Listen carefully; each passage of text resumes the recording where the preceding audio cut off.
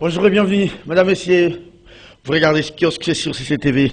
L'exigence des Congolais, des pères et des mères est hors du périmètre de la présente réforme. La réplique du groupe des 13 était hier à l'Assemblée nationale d'Élysée Sanga et certains de ses amis qui ont porté cette réforme ont défilé hier devant la tribune de l'Assemblée nationale avec des innovations sur cette nouvelle loi électorale. Certainement qu'il y a eu beaucoup plus d'attention sur cet amendement du député Singhi Pouloulou, mais on va revenir et parler des innovations qui ont été reprises dans cette proposition de loi. La première étape est donc passée avec la réplique du groupe des 13. Il reste la deuxième étape, les travaux au niveau de la commission PAJ et enfin la plénière va pouvoir en décider les votes article par article.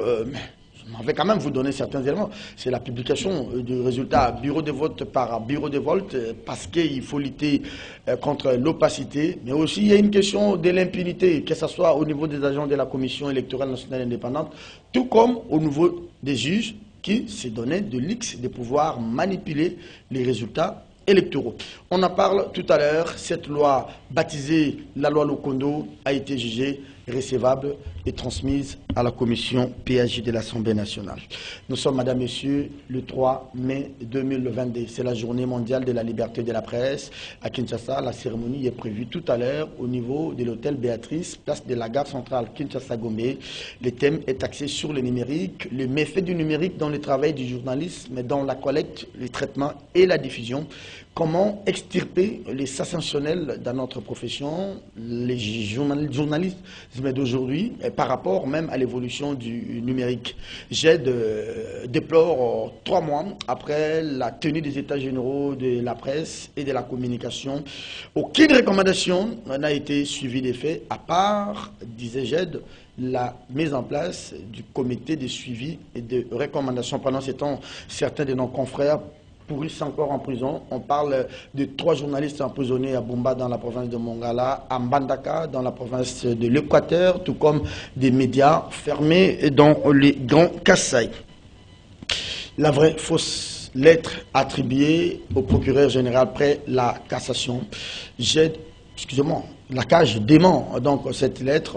Mumba n'est ni de près ni de loin concerné par cette lettre adressée au président de la République. Mais déjà ce matin, nous apprenons, selon Scoop RDC d'Innocent Olenga, que le procureur général aurait déjà transmis les dossiers pour fixation au niveau de la Cour de cassation. Et la première audience, c'est peut-être pour la fin de la semaine ici ou la semaine prochaine. Bienvenue à vous, c'est ça le menu de cette émission.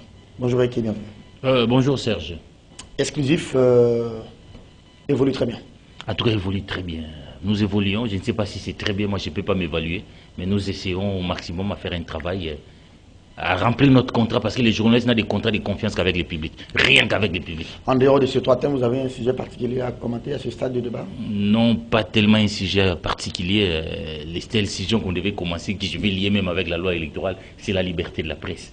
Et je vais faire un lien avec la liberté de la presse et la loi électorale. On va commencer par la liberté de la presse directement.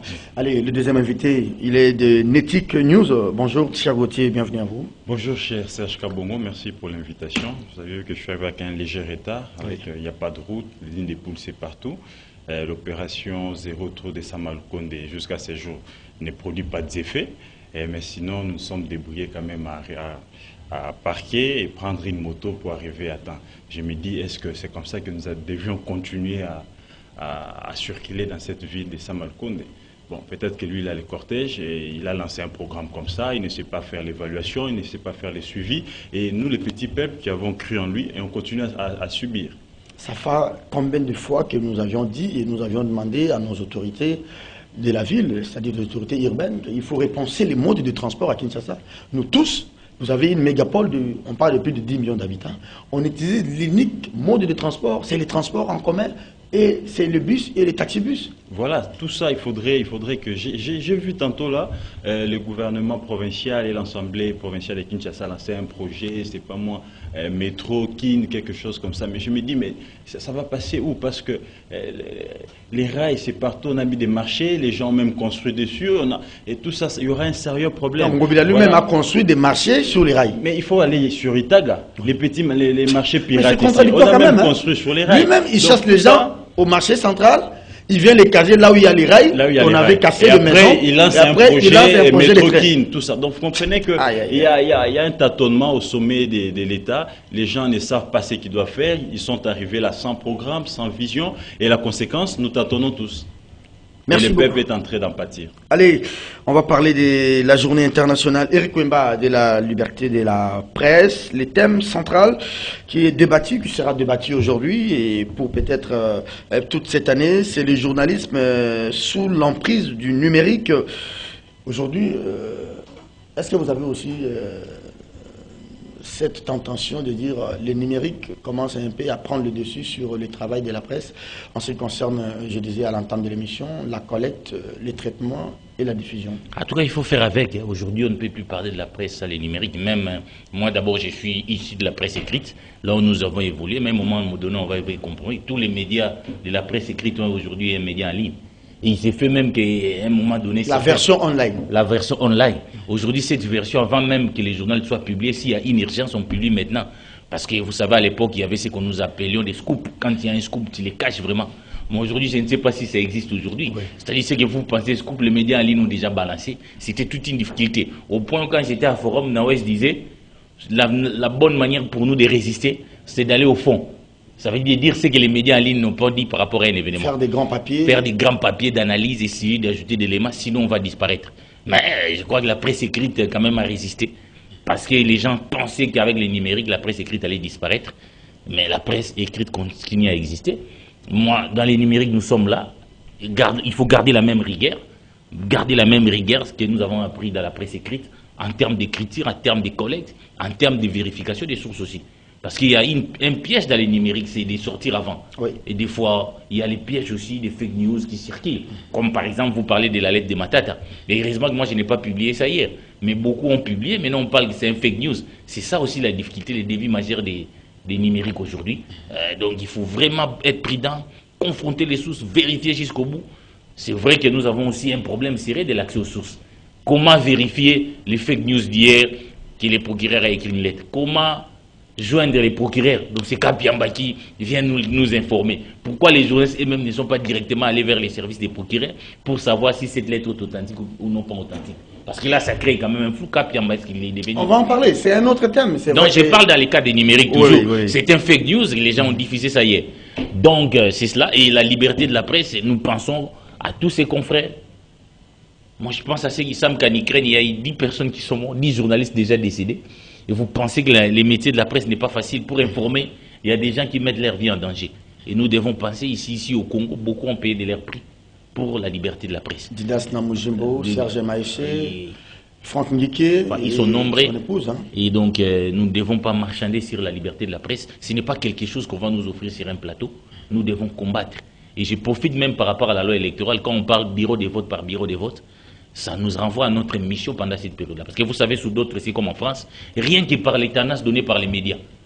On sait que tel a gagné. Tel a gagné. Donc les médias, nous devons cette année, vraiment au nom de la transparence, au nom des défis majeurs que les médias, ce n'est pas seulement d'aller déjeuner dans les états généraux, c'est aussi de faire manifester la vérité des dires. Qu'est-ce que vous avez avec les états généraux? Non, je n'ai pas dit, c'est parce qu'on pense qu'on est grand journaliste quand on a été invité à la primature en train de déjeuner. Non, les journalistes, c'est celui qui remplit sa mission. Là, vous m'attaquez directement ou? Non, mais je dis, moi aussi, il m'arrive d'aller déjeuner avec le Premier ministre. Bon, je suis grand journaliste et j'ai été invité. Non, les journalistes grands, c'est celui qui est allé mourir en Ukraine pour remplir son contrat de confiance avec le public. C'est ceux qui vont se battre là pour faire manifester la vérité des dires. Partout, il ne faut pas dormir, il faut être partout. Ce sont là. Donc, on doit un peu comprendre les rôles que les journalistes sont appelés à jouer. Est-ce qu'aujourd'hui, il y a un distinguo à faire, cher Gauthier, avant même de prendre les états généraux, aujourd'hui, il y a un distinguo à faire entre un youtubeur et un journaliste, parce que il ne suffit pas d'avoir un compte Twitter, il ne suffit pas d'avoir un compte YouTube, il ne suffit pas d'avoir d'être, comment on dit, d'être un blogueur et vous êtes journaliste.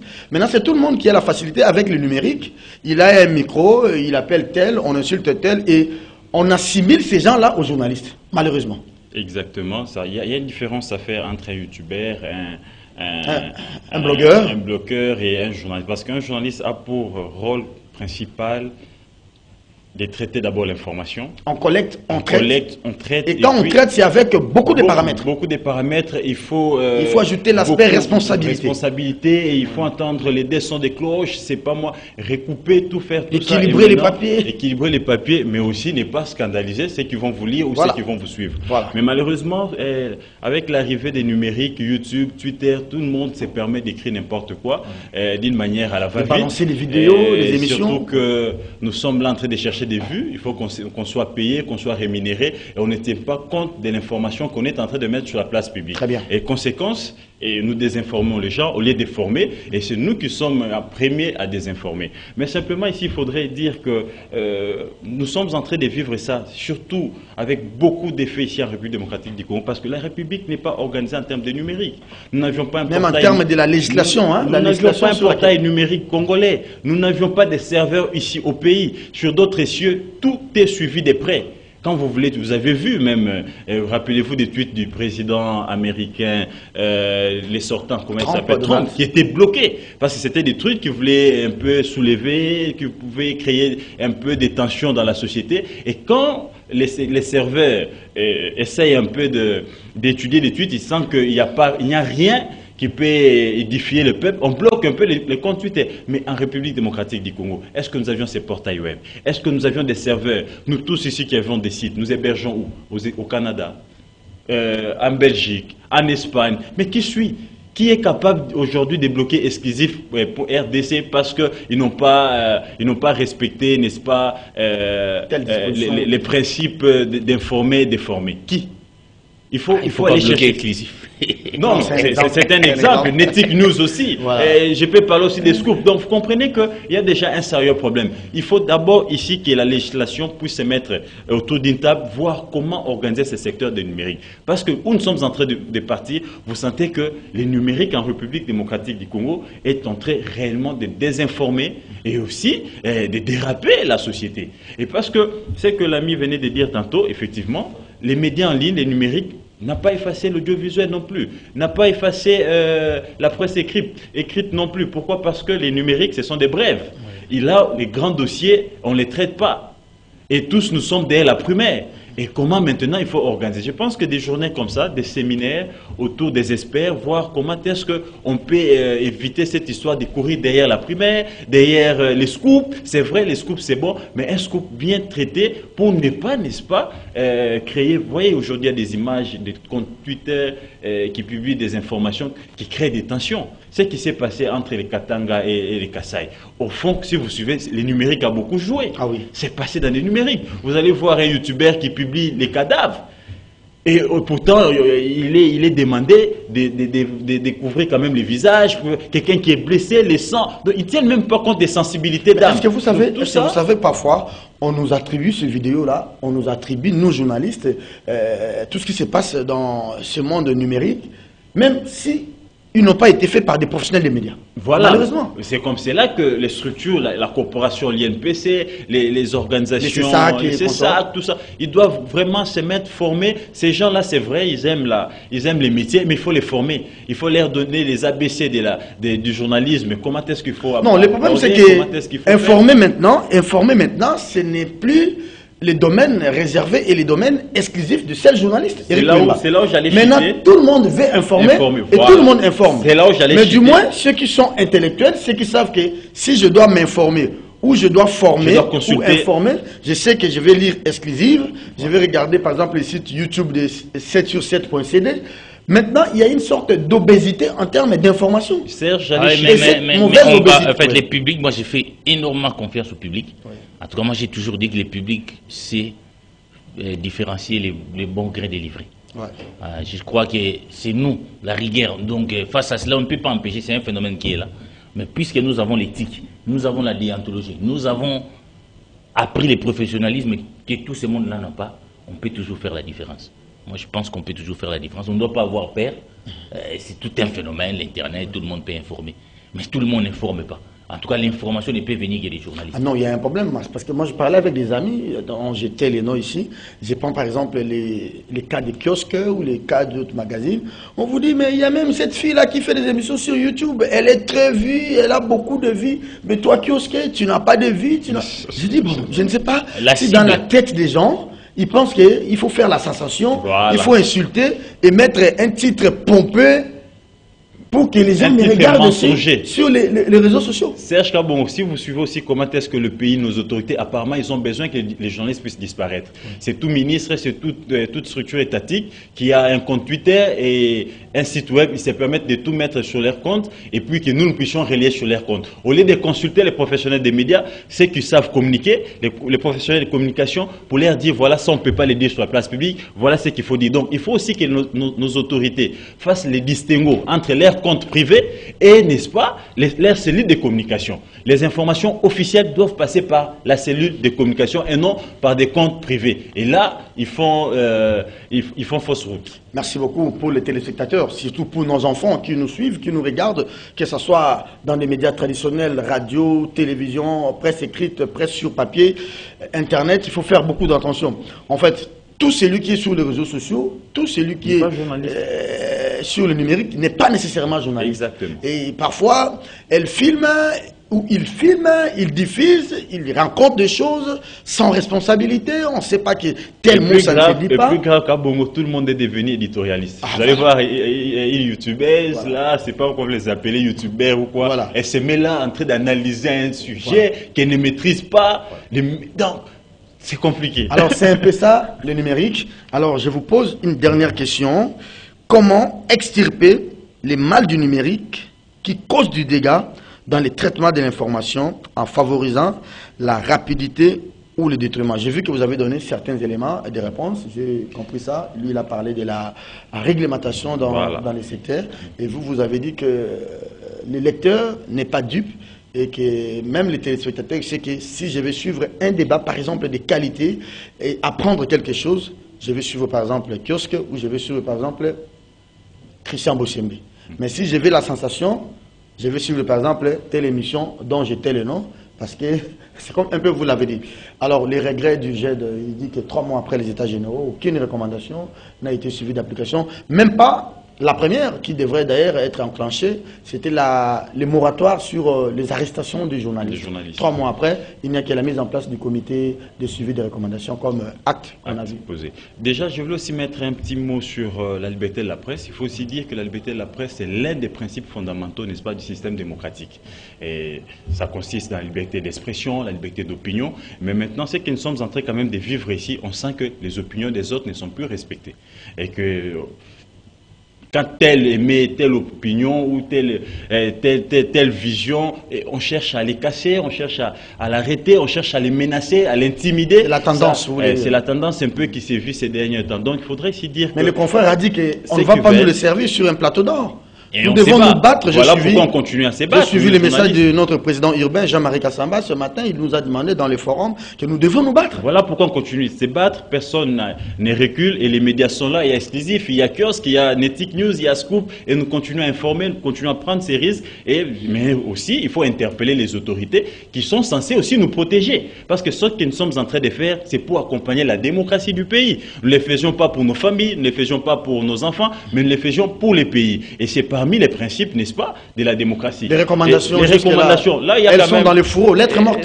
Lettre morte parce que déjà, moi, je n'étais pas déjà chaud avec les États généraux, la manière dont Mouyaya avait boutiqué cette organisation-là, cher ami, je n'étais pas d'accord. À un moment, je m'étais rendu compte que c'était un club d'amis et que c'était Tchikouma qui appelait les gens au téléphone. J'ai suivi les témoignages d'une aînée, Paulette Kimuntu, qui n'était pas invitée, il fallait l'appeler au téléphone. Non, Yaka Okota Kaka, Yaka, non, mais comment je vais venir sans badge, sans invitation? Il fallait, n'est-ce pas, ici, commencer sans détention. Poser les problèmes de la corporation. Voilà, de la corporation. Et là, nous avions plus parlé des médias, et des médias qui ne sont pas dirigés, n'est-ce pas, par des professionnels des médias. La plupart des patrons des médias ne sont pas professionnels des médias. Et la question du journaliste, C'était ça qui devait être au centre. Et ça devait être les états généraux d'abord des journalistes.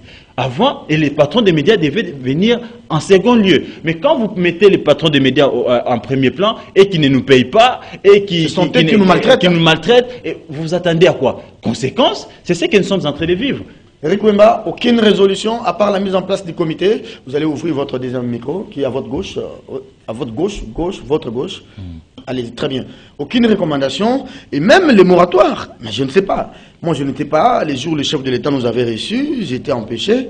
Les chefs avaient promis ça. 3 mois après, les moratoires, si on ne fait que l'arrestation des journalistes, avant même le travail sur la dépénalisation, parce qu'il faut passer par l'Assemblée nationale. Bon, quand les prémices sont fausses, les conclusions ne peuvent être que fausses. C'est ici que je crois que les combats même de l'IDPS qui est aujourd'hui au pouvoir, un des grands combats, c'était la liberté de la presse.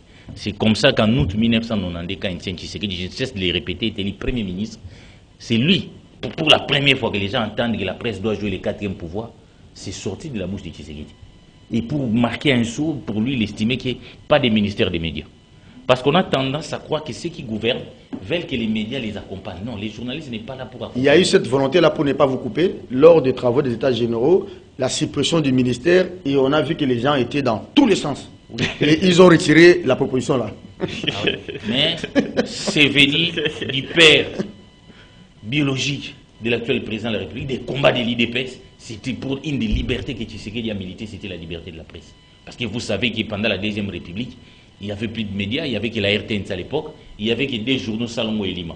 Mais quand nous sommes arrivés dans les années 90 où il y a eu ces combats, il y a eu tous ces journaux-là, qui ont joué quand même un rôle pour la démocratie. On parlait de la presse rouge à l'époque. Oui, on parlait de la presse rouge, mais pour notre démocratie, je ne dis pas que tous ceux qui faisaient étaient parfaits, qui ont joué un rôle pour qu'il y ait la démocratie dans ces pays. Donc les journalistes doivent remplir son contrat de confiance avec le public, il n'a pas de contrat avec le gouvernement. On doit mettre fin à cette confusion-là.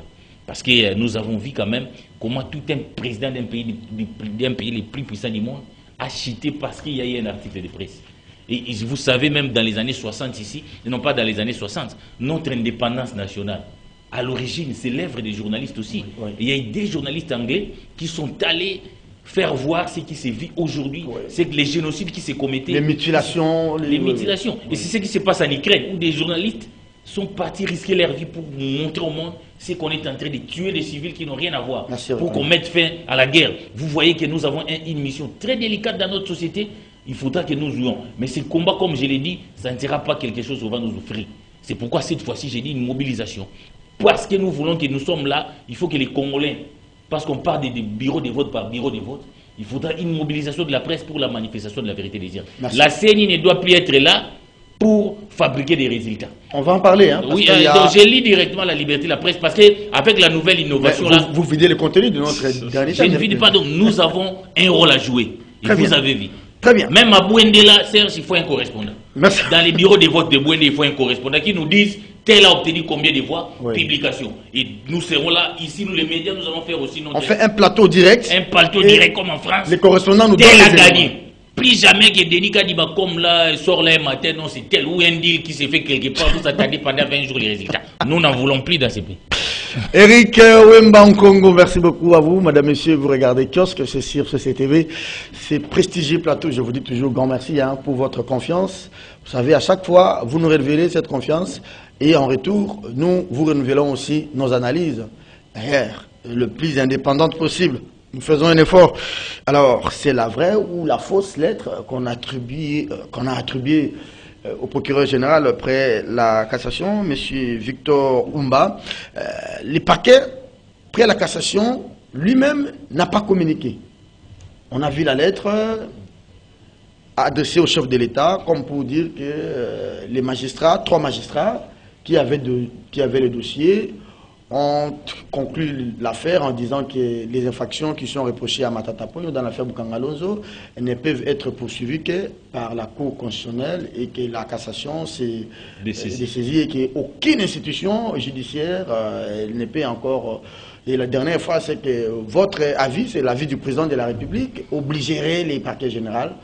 Alors, c'est Akage qui, dans sa recherche d'informations, comme un peu dans les dossiers de François Béat, que je salue en passant, il nous a donné l'info à nous tous que c'était une vraie fausse lettre.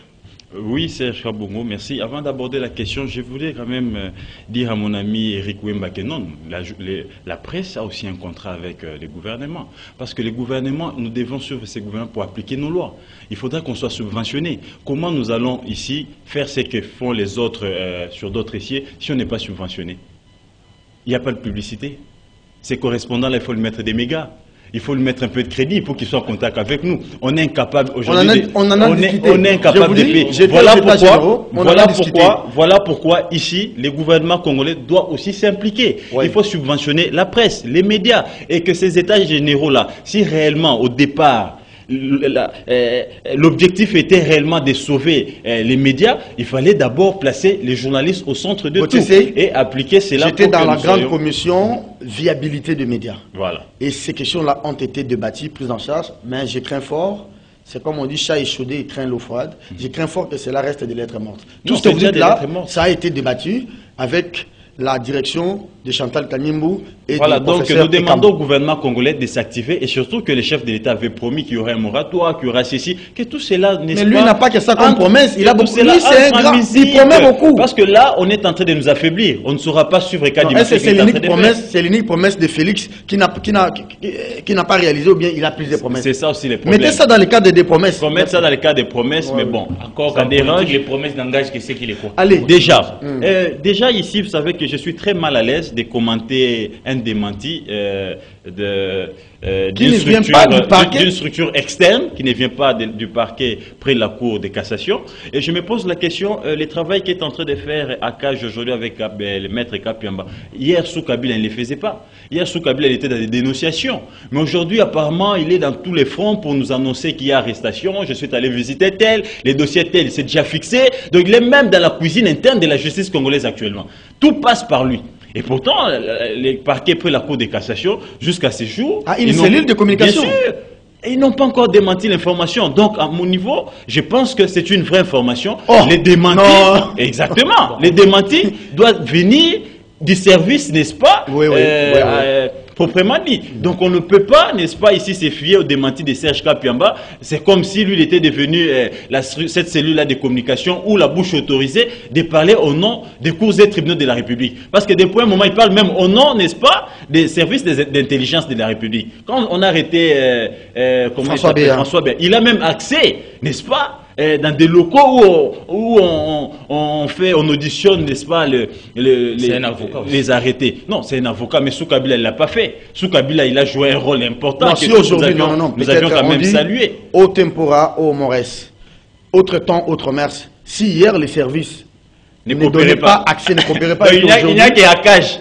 Je vous informe qu'il y a Zado, il y a beaucoup de structures des droits de l'homme, et je pense que voilà, n'interdisons pas. Je n'interdis pas, mais tout simplement... Ne donnions pas le droit à Kapiamba ou à Akaj d'aller voir qui il veut. Je n'interdis pas ce droit, mais tout simplement, il n'a pas qualité, n'est-ce pas, de mettre un démenti si fort comme ça sur la place publique. Parce que lui n'a pas publié ça. Au nom d'une structure étatique qui a sa cellule de communication jusqu'à ce jour, ils n'ont encore rien dit. Donc, pour Gauthier Sey, j'ai traité cette question-là. Je suppose que l'information, elle est vraie. J'attends du parquet près la Cour de cassation démentir la note. Eric Wemba. Donc, écoutez, Kapiamba, depuis un certain moment, comme journaliste, pour moi, ce n'est pas une source crédible. Parce qu'il est aussi dans la manipulation. C'est à un moment donné, quand il avait les problèmes de Blatiner ici. Oui. Il est sorti pour dire que Blatiner était condamné, tout ça, alors que Blatiner sortait déjà... Il a laissé aussi des plumes dans l'affaire de la Gécamine, hein, il a avec Albert Youmou. Donc, Kapiamba, ce n'est pas quelqu'un de très crédible.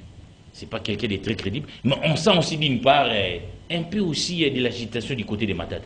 C'est vrai, moi j'ai condamné la procédure avec laquelle...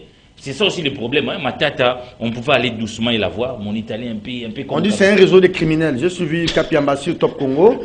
Il dit, en parlant avec le parquet général, c'est un réseau de criminels qui sont dans l'informatique qui aurait fait ça. Au-delà de tout, il doit un jour, même si on a vicié avec la procédure, mais les Congolais un jour, tôt ou tard, doivent connaître ce qui s'est passé avec l'affaire Bukamalonzo. Parce qu'on ne peut pas aujourd'hui créer un truc de leader, alors que vous savez que Bukamalonzo a été quand même une catastrophe. Il bénéficie certes de la présomption de l'innocence, mais son leadership, vraiment, est-ce que lui peut enseigner la bonne gouvernance et le leadership avec Bukamalonzo pendant qu'il était Premier ministre? Avec des projets extra-budgétaires. Extra-budgétaires, des surfacturations. Avec Congo Airways. où il a tué pratiquement Lac. Bon, aujourd'hui, vous savez, Chéribin veut aussi venger. Comme à l'époque, lui, il a galéré à Lac là-bas, Matata avait tué. Pourquoi vous avez des termes aussi faciles à galérer? Ah, mais c'était terrible avec Chéribin. Chéribin avait Lac, il a défendu Kabila, on lui a donné Lac. L'épée dès qu'il avait, Matata est venu, il a liquidé Lac pour créer Congo Airways. Maintenant, Chéribin est ministre des Transports. Il veut liquider Congo Airways pour créer Lac avec Air Congo. Air Congo. Donc, vous voyez, c'est un cercle vicieux. Donc, ce que Matata avait fait, c'était une mauvaise méthode. Donc, tuer toute une entreprise de l'État pour créer une entreprise. Alors, les silences, les mythismes. Moi, j'ai vu, excusez-moi, je n'ai pas vécu en Europe, mais pour avoir été dans un 2 ou 3 pays européens, même africains, quand il y a un problème, vous allez voir un procureur général, il vient, il fait les points à la presse. Il dit sur tel dossier, voici on est avancé ou on n'est pas avancé. Vous avez des fausses informations ou des bonnes informations qui circulent dans les médias, sur les réseaux sociaux, mais les procureurs n'interviennent pas pour confirmer ou pour infirmer, même pas la cellule, mais c'est une structure autre. Je suis un peu tenté de comprendre ce que... Matata voulait aussi faire la manipulation, c'est-à-dire par ses messages, Matata voulait dire, voilà, notre justice n'est pas indépendante. Les dossiers, il me demande l'injonction du président de la République. Quand vous lisez quand même les contenus... C'est comment vous liez ça, comment vous liez ça à Matata ou aux poches de Matata? C'est difficile c'est difficile. Bon, on a vu comment ça circulait, je connais un peu les réseaux. Vous ne pouvez pas dire ça. Non, mais si vous voulez, je connais un peu les réseaux. Oui, oui. Donc, c'est les réseaux de Matata qui a fait circuler ça. Moi, je voudrais que ça soit faux. Parce que si c'est vrai, vraiment, ça remet. Si c'est vrai, je souhaite que ça soit faux. Mais si c'est vrai, ça remet aussi en cause l'état des droits. Mais j'apprends, selon Scoop RDC ce matin, en 30 secondes, parce qu'on va prendre la loi électorale, que les dossiers seraient déjà clôturés et fixés devant la cassation. Mais oui, en violation aussi des textes de la République. Comment la Cour constitutionnelle, la supérieure de la Cour, la suprême Cour, essaie de déclarer compétente et revenir encore à la Cour de cassation? Je pense qu'ils n'ont pas bien respecté la procédure avec ces dossiers de Matata Ponyo. D'un côté, Matata est dans l'agitation. Quand vous voyez Matata saisir Mbosso pour aider Bahati à bien interpréter les décisions de la Cour constitutionnelle, on se pose la question, mais il n'y a pas la commission PAJ au sein du Sénat pour que lui aille saisir un président d'une autre institution, il y a la séparation des pouvoirs, donc il y a de la provocation de part et d'autre. Et d'un côté, vous voyez aussi... c'est comme un homme, c'est comme un naufragé.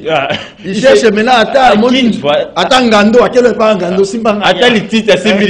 même si c'est qu'il n'y aura pas gain de cause. Donc vous comprenez qu'il y a quand même de la provocation d'un côté, et quand il saisit Mbosso pour aider Bahati à comprendre. Et pourtant, il y a une commission PAJ qui devait saisir. Et aussi, du côté de la justice, vous sentez qu'il y a une précipitation. Les dossiers étaient au niveau de la Cour a transmis à la Cour constitutionnelle, la Cour constitutionnelle s'est déclarée incompétente, d'un côté Bahati ne veut pas. Donc, quand vous suivez de près, au-delà des faits qu'on reproche à Matata Ponyo, mais il y a aussi, n'est-ce pas, l'intention politique est débloquée, et surtout avec ses ambitions d'avoir créé les partis, c'est tout à fait normal que les dossiers soient réactivés le plus tôt. Assemblée nationale dans la commune de Lungwala, la proposition de loi baptisée loi Lokondo, honneur à ces parlementaires hors pair. Franchement, il nous a quittés, il a caché sa pipe un peu trop tôt. C'est beaucoup le cas de la grande province de l'Équateur. Honneur à lui, hein. Hier à l'Assemblée nationale, j'ai suivi la qualité du débat, les interventions des députés, mais aussi la réplique du G7, Délice Sanga en tête. En tout cas, ça m'a encore rappelé les beaux vieux temps de Jacques Ndjoli, les beaux vieux temps de notre Assemblée nationale sous Vital Kamerhe. Pour la première fois depuis que Mbosso est président, et moi j'ai été à la plénière, c'était hier. Oh. Vous savez, j'étais à la plénière parce que j'ai senti quand même les débats sur la loi électorale. Pourtant, il y avait beaucoup d'innovations. Mais il y a eu quand même quelqu'un qui nous a distrait avec la fameuse congolité. C'est comme l'impression que tout s'est focalisé. Justement, les gens n'ont pas remarqué beaucoup d'autres innovations. Voilà. Mais c'était quand même important parce que... Mais j'ai constaté, après la plénière, Ntingi Pouloulou, il tient à sa bêtise jusqu'au bout. Même si par ailleurs, d'abord, avant que ça n'arrive avant que ça n'arrive au niveau... J'aimerais que vous puissiez retirer ce que vous appelez bêtise, s'il vous plaît. Bon, il tient à ses amendements. À ses amendements. Ouais, c'est un député national. Ces amendements peuvent être bons ou mauvais. C'est à la plénière Serge, je concède quand même. Voilà. Parce qu'au niveau du bureau d'études, cette loi-là de la congolité est venue. Les bureaux d'études qui étudient tout, il y a des juristes qui ont estimé que cette loi fâchait certaines dispositions de la Constitution. Très bien. Et en son temps, il y avait une réunion et les documents étaient sortis. Mbosso avait réuni tous les constitutionnalistes qui lui ont dit par rapport à notre Constitution, si vous voulez faire passer cette loi... Et Mbata aussi? Mbata était là, Njoli était là. L'unique condition pour faire passer cette loi, il faut réviser certaines dispositions de la Constitution. Okay. C'est là où on a été bloqué, les bureaux d'études à rejeter. Okay. Bon, on ne révise pas la Constitution. Pendant l'état de siège? Non, c'est-à-dire là, on n'était pas à l'état de siège, Okay. pendant la période là qu'on avait rejetée. Okay. Mais la Constitution au stade actuel n'est pas révisée. On vient avec un amendement de cette loi-là, on l'introduit. On veut qu'on puisse l'introduire dans la loi électorale. Or, la loi électorale ne peut pas contredire la Constitution. La Constitution a défini les conditions d'éligibilité au Congo. Il semble qu'il se base sur une disposition de la loi sous Mobutu. Oui, c'est ce qui est même dramatique. Quand les gens, je vois certains de l'IDPS défendre cette proposition de loi, bon, ce sont des nouveaux venus à l'IDPS. C'est ces amendements, pas oui, ces amendements-là, moi, ça m'a étonné. Donc, Tingi Pouloulou se base sur une loi de 1984. Sur l'éligibilité du président, que Mobutu avait instauré.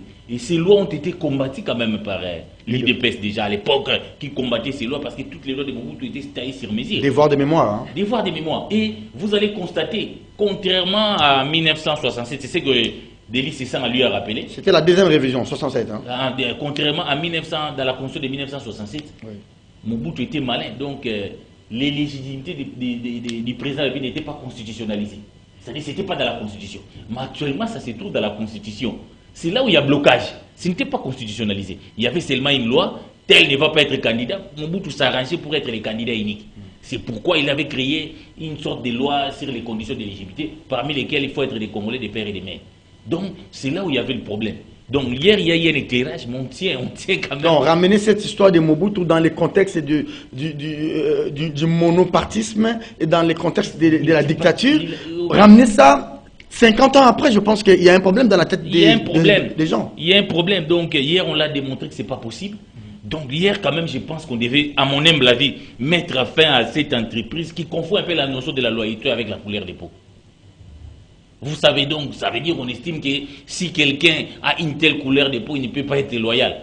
Donc, mais Tshisekedi et le Romelu Lukaku nous ont montré le contraire. Nous avons eu un Bemba Saolona parce que peut-être on pense qu'on s'attaque à Katumbi, mais c'est quand même une loi qui heurte beaucoup de conscience. Nous avons eu des Bemba Saolona ici. Nous avons eu un Kengo candidat président. Nous ne les avons jamais discriminés. Alors, cette notion-là, ce nazisme congolais-là, de croire que si quelqu'un est métis, hein? Il ne peut pas avoir les droits comme tout le monde. Parce que quelqu'un m'a dit qu'au Kassai, on est en train de chasser les Katangais. Mais il y a des Kassaïens qui sont nés au Katanga. Ils n'ont jamais vu les Kassai. Mais vous leur dites rentrer chez vous. Mais comme il y a des métis, vous êtes de l'Équateur. Vous savez que certains Blancs sont venus ici. Ils ont eu des enfants ici. Et ces enfants ne connaissent même pas leur pays, les pays de leur père. Ils sont Congolais. Et demain, vous allez dire que, ouais, écoutez, vous n'avez pas le droit d'être Congolais. On doit mettre fin à cette loi qui se trouve ségrégationniste. On doit vite y mettre fin parce qu'il n'y a pas que ça. Ça, c'est déjà passé. Oui. Mais qu'est-ce qui vous rassure que, en dehors de ces amendements rejetés par les G13, et que les dés sont jetés? Parce que ça, c'est la première étape. La recevabilité sans cette histoire de G7 et de Singipouloulou. Il a fait quoi? Il est technicien. Hein? Bon, il est un électricien. Vous voyez, hier, je l'ai vu parler, mais avec beaucoup de confusion dans la tête. Beaucoup de confusion. Moi, je ne comprends pas. C'est un électricien. Attention, si nous sommes dans ce plateau éclairé comme ça, c'est grâce à je ne comprends pas aussi l'union sacrée. Attendez, si peut-être je ne le confirme pas, moi-même je ne crois pas.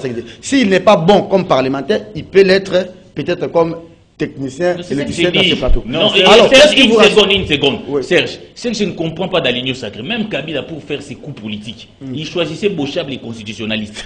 Mais l'union sacrée choisit d'abord un électricien Tingi Pouloulou pour le problème de l'amendement là.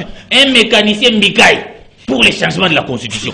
Donc vous constatez que quand ils sont devant les juristes, c'est vraiment la confusion la plus totale. Ah, mais vous avez vu que c'est ça, on a l'air à administrer le cours. Ils choisissent des charlatans. Excusez-moi, c'est trop fort, mais à chacun, moi je n'ai rien contre les électriciens. Oui. Mais à chacun son domaine. Si tout le monde doit faire, Mbika il explique l'état des sièges. On lui ramasse dans l'état des sièges, ça veut dire ceci. Ce n'est pas normal. L'union sacrée, vous avez les droits de conserver votre pouvoir. Mais s'il faut faire un coup politique prochainement, choisissez quand même, vous avez des juristes là-bas, choisissez quand même qui peuvent défendre parce que les théâtres et les tigres pour nous là hier. La deuxième étape, c'est maintenant la commission. Hein. Mais si la commission revient avec l'amendement, la troisième et la dernière étape, ça sera la plénière. Parce que si on vote article par article et qu'on insère ça, vous allez à la Cour constitutionnelle, la Cour vous dit que c'est constitutionnel et conforme. Exactement. C'est pas encore fini. Hein? C'est pas encore fini. Là, c'est la première étape. Il faut s'attendre à la deuxième étape. Mais il faut apaiser mon cher ami Eric Ouema pour lui dire que ce sont des députés nationaux et ils ont un cabinet. constitué des économistes, des juristes, ils peuvent porter toute question. Voilà. Que ce soit une question économique, que ce soit une question... donc, ce n'est pas pour autant que ceux qui ont fait les sciences exactes, ils sont moins que ceux qui ont fait la littérature, tout ça. Donc, il faut se dire qu'ils ont tout un cabinet, en tant que député national, ils ont des assistants, ils peuvent consulter n'importe qui et pour porter la question. Et voilà d'ailleurs pourquoi ils ont été élus par des techniciens, par les juristes, par les mécaniciens, c'est pas moi, par les économistes. Quand vous suivez vous voyez les tableaux des électeurs, il n'y a pas que les innovations dans la loi. Maintenant, publication des résultats de vote bureau par vote. Il ne suffit pas que ce soit inscrit noir sur blanc sur la loi électorale, voté et promulgué par les chefs. Que ça sera appliqué. Que ça sera appliqué. Exactement. J'en arrive, Serge Kabongo. Même sous Nanga, ça a été dit. J'ai rencontré d'abord mon cher ami que j'aime beaucoup, Eric Wemba. Et il a encore parlé de la bêtise. Vous l'aviez demandé de retirer. Ici, c'est plus nous prenons la liberté de la presse repose aussi sur la liberté d'opinion et la liberté d'expression. Donc, c'est son opinion. Et nous sommes en démocratie et la majorité va l'emporter. Donc, il ne suffit pas ici de traiter les opinions des X, des Y. Ça, nous devions tous condamner. Nous devions respecter les opinions des uns et des autres. Maintenant, voilà. Pour la question des innovations, tout ça. D'abord, c'est déjà bien que nous sommes partis pour un candidat qui ne va pas présenter, qui ne va pas aligner ses frères, sa femme comme suppléant. Ça, c'est déjà bon. Et je me pose la question de SEI est restée. Pourquoi? Parce que ça viole aussi. On a supprimé aussi les SEI. Ah, ça c'est bon, et on part pour ça. Mais ce qu'Ntingi Pouloulou a dit, ce n'est que ces amendements.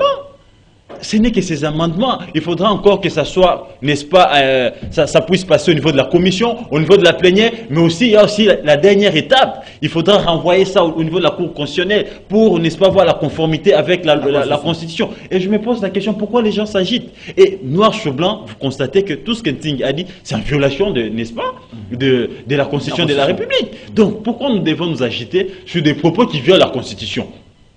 Pourquoi devons-nous nous agiter sur ça? Non, le problème, c'est qu'il y a une première expérience. Avec Mbata, quand il fallait constituer le bureau de la CENI, on dit on doit mettre en place une commission paritaire. Cette commission paritaire ne l'était que dans la tête de Mbata. Pendant que les gens du PPRD n'y étaient pas, les gens de Katumbi n'y étaient pas, Mbata a dit que non, c'est une commission paritaire. Et finalement, on a eu le bureau. Non. Donc, on craint de reproduire ce qui s'est reproduit. Non. Plutôt, au vrai sens du mot, il y avait une commission paritaire. Pourquoi? Parce qu'il y a les amis qui se sont fait représenter au nom de Katumbi, mais qui n'étaient pas mandatés, notamment les Ertamboué. Il y en a qui se sont fait mandater, présenter au nom du PPD, mais qui n'étaient pas mandatés. Donc, ils sont passés avec les méthodes kabylistes de débauchage. Voilà. Donc ici, la question, elle est quand même pertinente. Il faut aussi encore que ça passe au niveau de la commission. Il faut aussi encore que ça passe au niveau de la plénière. Il faut aussi encore que ça passe, n'est-ce pas, au niveau de la Cour constitutionnelle. Donc tout ce que Ntingi Pouloulou a dit, c'est vrai, ce sont ses opinions, mais ça viole la Constitution. Nous ne pouvions pas en faire débat sur la place publique. Dès que j'ai vu d'autres messages, et nous sommes prêts pour la prison, nous sommes prêts pour la révolte, et il ne faut pas se battre pour Moïse Katumbi, mais battons, non. Mais il n'y a pas que Moïse Katumbi qui est touché dans ça. Il y a beaucoup de Congolais. Et d'ailleurs, ici, Serge Kabongo, il faut dire que les mondes, s'il vous plaît, voilà, Mbemba et les autres, tout le monde. Il y a beaucoup de Congolais qui se retrouvent dans les Bamanissa. Donc, il n'y a pas que Katumbi. Et vous voyez cette loi-là, ces amendements-là passer. Et vous voyez les gens laisser ces amendements-là violer la Constitution. Et là, ça sera une tache d'huile sur les mandats de Félix Tshisekedi. Et des deux, il faut aussi dire aux amis ici que le monde est devenu un petit village. Partout ailleurs, tous ces présidents-là, ils n'étaient pas leurs origines certainement de ces pays-là. Il y en a qui viennent de l'Autriche, il y en a qui viennent de tel. Mais le problème, c'est comme venait de le dire Wimba. La loyauté n'est pas due à la peau ou à ses origines. La loyauté, c'est un problème de valeurs.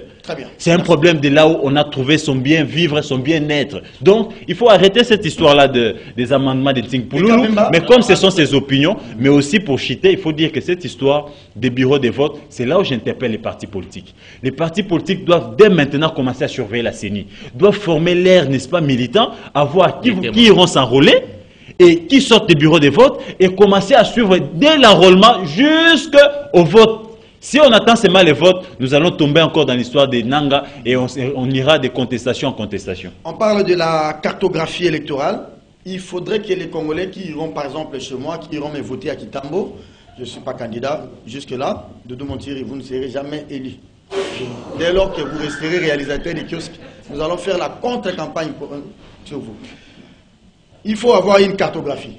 Parce que quelqu'un qui doit se réveiller à Kitambo chez moi, au quartier ONZ, il sait que moi, mon bureau de vote, c'est par exemple à l'école Saint-Georges.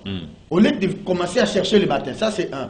Et de deux, comment quand même avoir un pouvoir sur les agents de la CENI, même les juges de la Cour, ils pensent qu'ils peuvent manipuler à bon escient, à leur guise, les résultats électoraux. Ça c'est de un. Et de deux, vous terminez par l'affaire Bemba. On en est où avec l'article? Je vais terminer l'affaire Bemba, mais il faut dire quand même qu'il ne faudra pas prendre ces problèmes à la légère.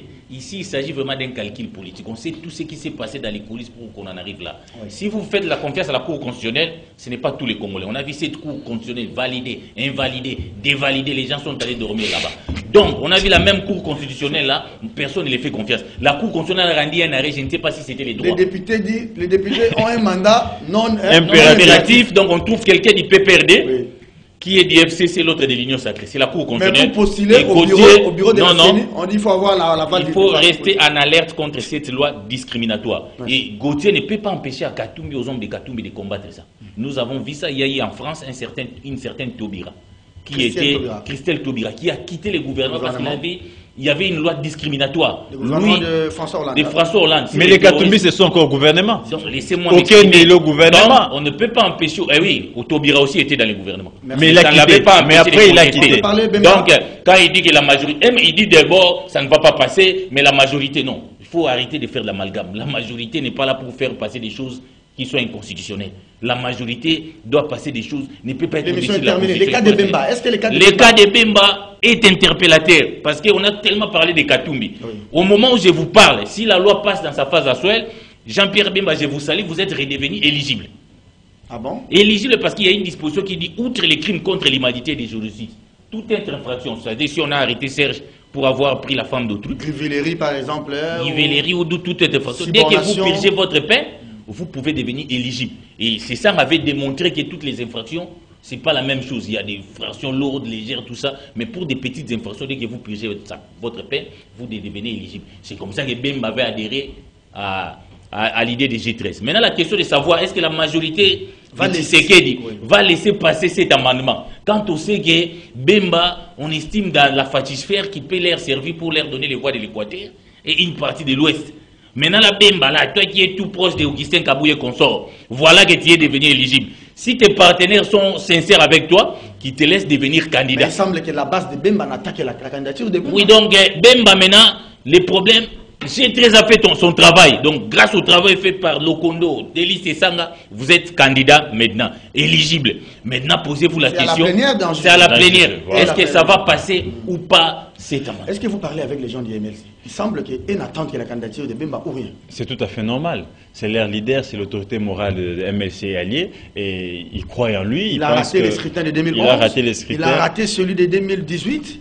Ce qui est vrai qu'avec les nouveaux amendements, Bemba redevient éligible et qu'il peut déposer sa candidature. Merci. Mais simplement, ce qu'il faut ici, c'est dire est que Bemba, jusque-là, il est encore dans l'Union sacrée. Et que Katumbi aussi, il est encore membre de l'Union sacrée. Donc tout ce qui s'est fait, la majorité là dont on parle, c'est la majorité de Mbemba, la majorité de Katumbi et de Tshisekedi. Donc, y a des grandes options, ils doivent se réunir autour d'une table. Voilà. Merci. Donc il ne faut pas ici seulement... Ce n'est pas une plateforme électorale. Moi, je pense que si nous parlons de la majorité au sein du Parlement, parce que la question est au Parlement. Assez d'arguments sur la question. Sur la question de la loi électorale. Là, moi, je passe... Non, s'il vous plaît. Je pose la question. Vous avez assez d'arguments. Vous aussi, vous en avez? Oui. On en parle au couloir. Allez, madame, monsieur, c'était très important l'essai. Prenez rendez-vous avec Kiosque demain, 9h30. Mais il faut dire au ministre d'ensemble de quitter les gouvernements, de défendre, n'est-ce pas, leurs options et leurs opinions. Le public a besoin de savoir que ça y est supprimé aujourd'hui. Il y a des étudiants en journalisme qui vous regardent. Ils pensent, donc je devais journaliste, c'est pour parler au même moment. Vous voyez, ce n'est pas une bonne image. Merci. Voilà. C'est parce que nous a enseigné à l'école. Allez, on se retrouve 9h30 demain. Bonne évasion sur les antennes de Canal. Au revoir.